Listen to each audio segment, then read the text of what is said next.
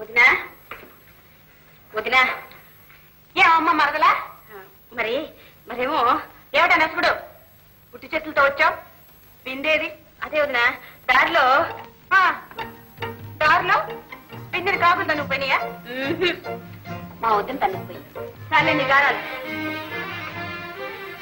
ఆహా వయసు వచ్చిన పిల్ల అలా ఒళ్ళు మరిచి బజార్లో నిలబడితే తల్లి లేని పిల్లను హద్దు పద్దు లేకుండా పెంచిందని అందరి చేత నన్ను అనిపించడానిక నువ్వు చేసింది తప్పు వదిన క్షమాపణ పెట్టుకో ఇంకెప్పుడు అలా చేయను వదిన క్షమించు చాలే నన్ను పిచ్చదాన్ని చేసి అన్నా చెల్లెళ్ళు ఇద్దరు ఏడిపిస్తున్నారు క్షణంలో నిప్పులు క్షణంలో కన్నీళ్ళు ఏం మనిషికి దొరికాను వెళ్ళో అంట్లు కాచుకుతున్నది కోసం ఏమండి అసలు నాకు తెలియక అడుగుతాను నేను మీ భార్యనేనా రామచంద్ర అదేమిటి అంతలా అనుమానం వచ్చింది నీకు మరి నా మాట ఎందుకు వినరు నేను నీ మాట వినకపోవటమా వింటే నీళ్ళ కోసం రోజు వీధిని పడాల్సి వస్తుందా ఇంట్లోనే కొళాయి వేయించమని ఎన్నిసార్లు చెప్పాను అప్లికేషన్ పెట్టి 2 సంవత్సరాలు మరి అయితే ఏమైంది అలా అడుగు చెప్తాను ఈ 2 సంవత్సరాల్లో చైర్మన్ మారాడు స్పెషల్ ఆఫీసర్ వచ్చాడు వాళ్ళందరూ ఏమైపోతే మనకేమండి మన ఇంట్లో కొళాయి వేయించడానికి వాళ్ళ పదవులు కాపాడుకోవడానికి టైం లేకపోతే కొళాయి ఎక్కడ వేయిస్తారే కబుర్లు మాత్రం చెప్తారు కడుపు నిండేలా ఓహో అంటే తమ కడుపు నిండిందన్నమాట మరి మా సంగతి ఏమిటి మాకు కాఫీ నీళ్ళైనా ఉన్నాయా ఏమిటి కాఫీ నీళ్ళ చేతుల బ్రష్ చేతిలోనే ఉంది కాఫీ కావాలంటే కాఫీ వచ్చేస్తున్నాను ఒక్క క్షణం బాబా పొద్దున్న లేచి దగ్గర నుంచి ఒకటే సోదా అసలు మీరు ఊరికే మాట్లాడకండి నేనా మాట్లాడాను ఇంకా పాలు పొంగబెట్టే దగ్గరే ఉన్నావా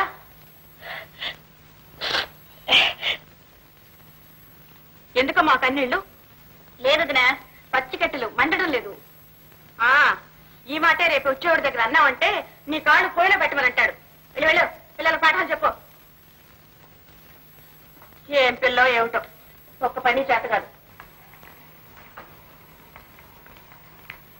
అత్తయ్య అత్తయ్య నాకు ఈ సుమతి పద్ధతి చెప్పు అలాగే రూప సుందరుడే నీకు రూపియేని భోగి అయినను కడు దీర్ఘ రోగియేని దురితుడైనను పావన చరితుడైన భద్రు సంసేవ పడతికి పరమ పదము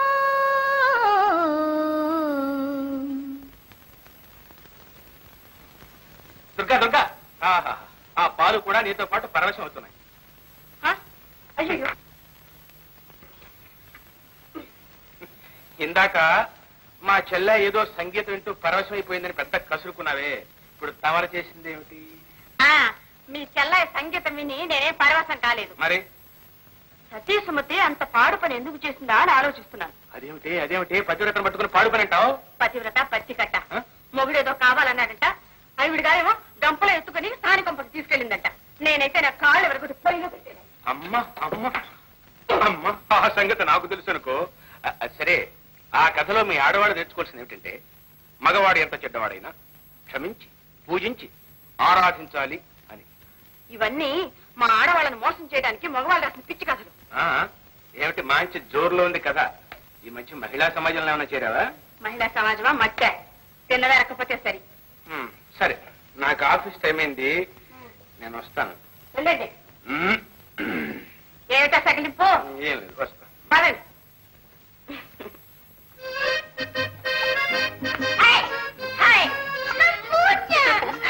వదినా ఎవరు చూడు. ఎవరొచ్చి అమ్మాయి? అమ్మాయి నేనా? నీ మామయ్య, నీ మేనమావని ఆటే మాట్లాడుంటేనా?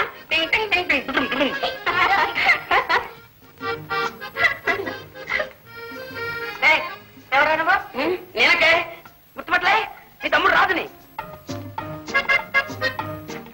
ఓరి వ్యవసాయ ఏమిటాయి పగటి వేషం? పగటి వేషం కదక్క, ఒక్క మోడర్న్ వేషం. అంతేగా దుర్గా, మనుషులం పుట్టింది కోతుల్లో నుంచి కొండముచ్చుల్లో నుంచి ఇలాంటి వాళ్ళని జ్ఞాపకం చేస్తూ ఉంటారు. కరెక్ట్ కరెక్ట్ బావగారు. కోతులకి మనుషులకి ఎందుకు తేడా ఉండాలి, అందుకే సొంతంగా పెంచుకుంటాం. బుద్ధి వెనకపోయినా కనీసం జుట్టైనా పెంచుకు తిరుగుతున్నాడు. సిగ్గులేక నవ్వుతున్నావా? ముందు ఆ జుట్టు కట్టిస్తావేరా? నేను ముద్దుగా పెంచుకున్నాను. అక్కయ్య ఈ జుట్టే నాకు బాగా అందమని అందరూ అంటున్నారు. ఏమండి మీరు ముందు వెళ్ళి మన మంగళ సుబ్బడిని పిలుస్తారు.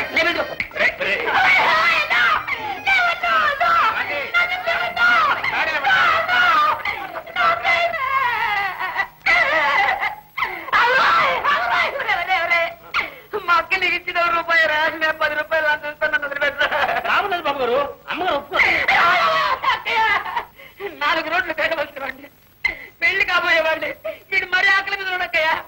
ఊరుకుంటే మొత్తం మెచ్చుకుంటున్నాడు. కొంచెం గ్రామీ నేనే ఉంటున్నాను అక్కయ్య. అమ్మగారు రాజు, మళ్ళీ ఇట్లా పెంచుకున్నావు, ఈసారి మొత్తం గుంటు కొట్టించారు.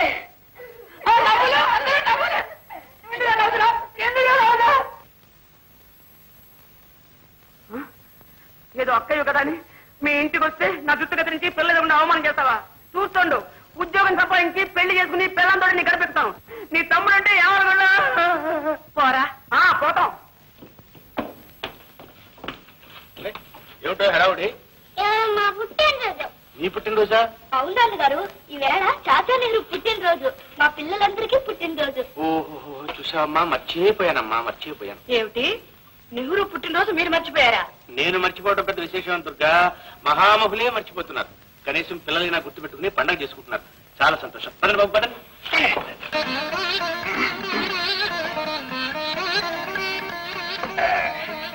ఏమిటండి ఇది? వీణ కనిపించడంలా? ఆహా, వీణ తెలుస్తూనే ఉంది. ఎందుకు తెచ్చారు అని. నువ్వు వీణ వాయిస్తుంటే వినాలని. కానండి సరసం. ఎవరు తప్పని తీసుకొచ్చారు? చూడు దుర్గా, సుమతికి సంగీతం అంటే ప్రాణం.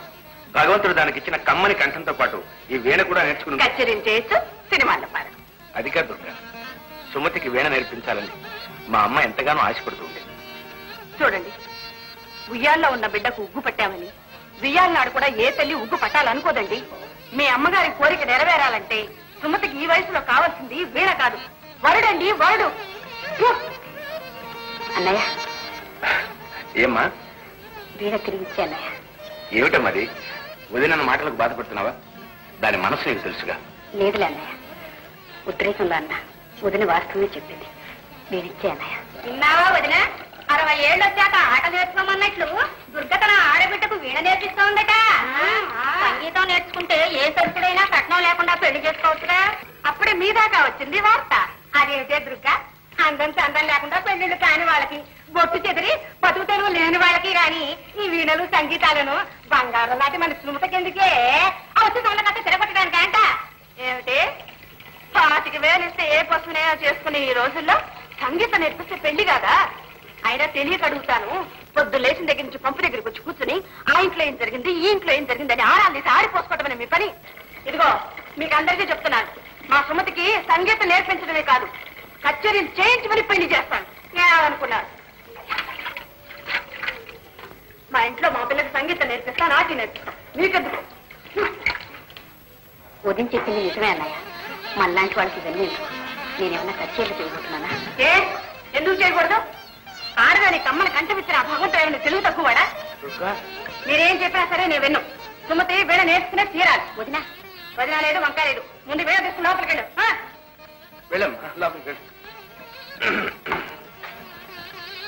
ఏమండి, నాకు తెలియక అడుగుతాను, నిజంగా మీరు నా భర్తేనా?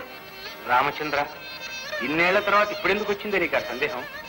ఏమండి, నేనేదో తెలుగు తక్కువ దాన్ని లోడలోడా వాగుతానని మీకు తెలుసుగా. బ్రహ్మాండంగా తెలుసు. అయితే సంగీతం అంటే సామాన్యమైన విషయం కాదు. భగవంతుడు ఏ కొందరికో ఇచ్చే వరం, దాన్ని సార్థకం చేసుకోవాలి అని నాకు నచ్చ చెప్పిన ఎవరు మోయించొస్తుందో. దుర్గా, భగవంతుడు నీకు అమాయకత్వంతో పాటు తెలివితేటలు కూడా ఇచ్చాడు. చాలండి మీ పొగడతా. ఇదిగో వీణ కొనిస్తాం కదా అని చెప్పని సుమతి సంబంధాల విషయం మర్చిపోకండి. ముందు ఆ సంగతి చూడండి.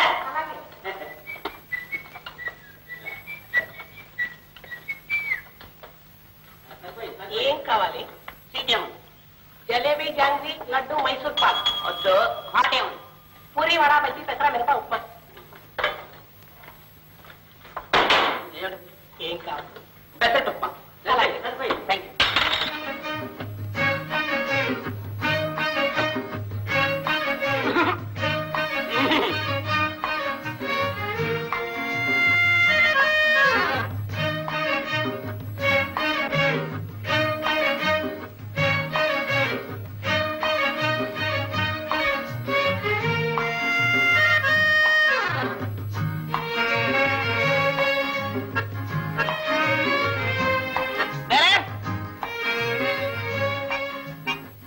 ఏమైనా ఇక్కడికి వచ్చావు? ఇది ఫ్యామిలీ రూమ్ తెలుసా? నడువు బయటికి.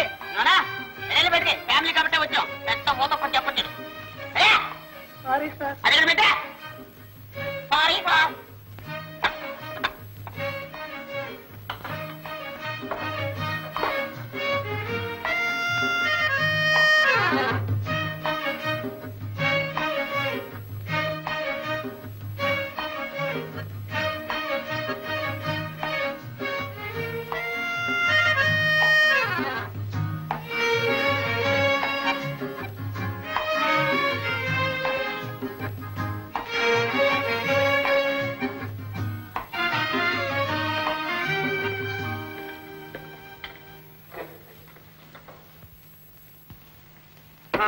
చిల్లర తప్పునే. ఇందులో 2 రూపాయలు అంటే రూపాయి ఇస్తానే. నేను చిన్న 10 రూపాయి 5 రూపాయే. ఏరా ఇది చిన్నది 10 రూపాయలుగా. ఆయన చిన్నది 10 రూపాయే. మిగతాది వాళ్ళ ఆవిడ తింది.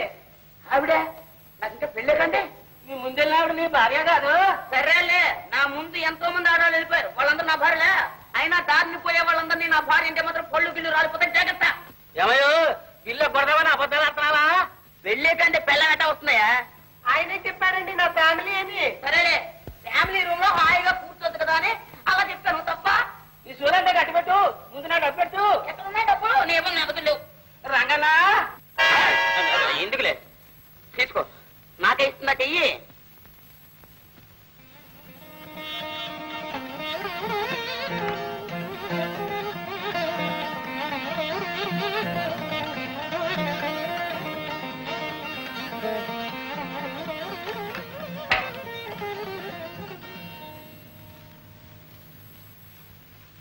మరి వస్తానమ్మా. రేపటి నుంచి కొత్త పాఠం ప్రారంభిద్దాం. అలాగే మాస్టర్ గారు. నమస్తే.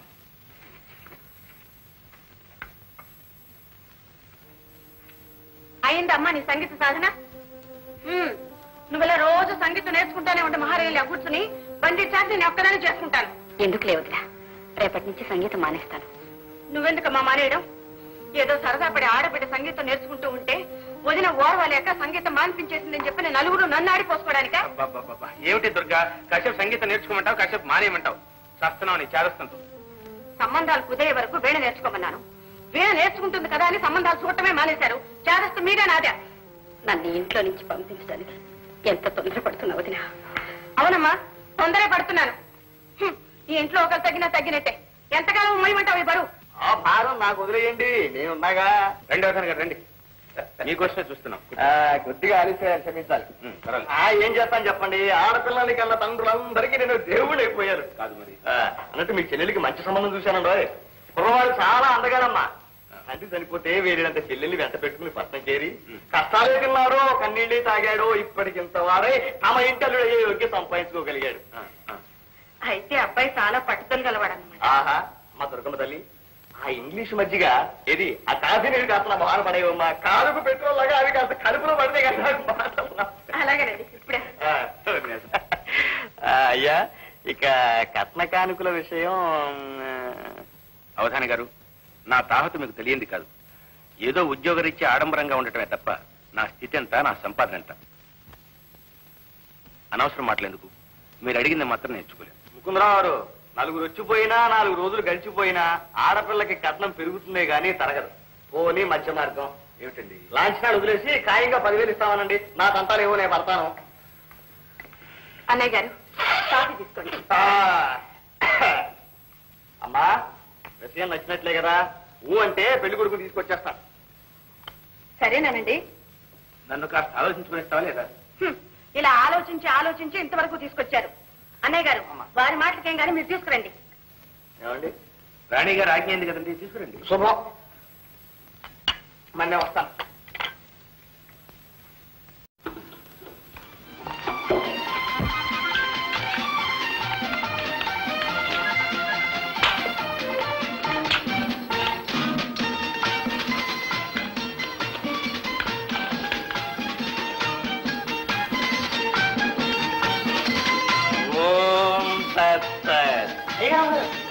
మీ నాన్నగారు వస్తున్నారా? అదే ఒక్కడిగా చెప్పలే.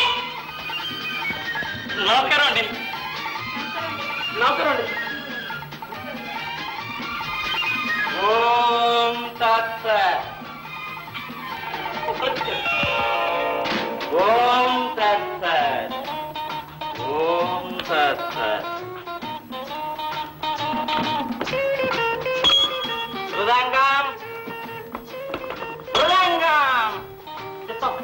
మదీయ దర్శనాభిలాషులను లోనికి ప్రవేశపెట్టుము.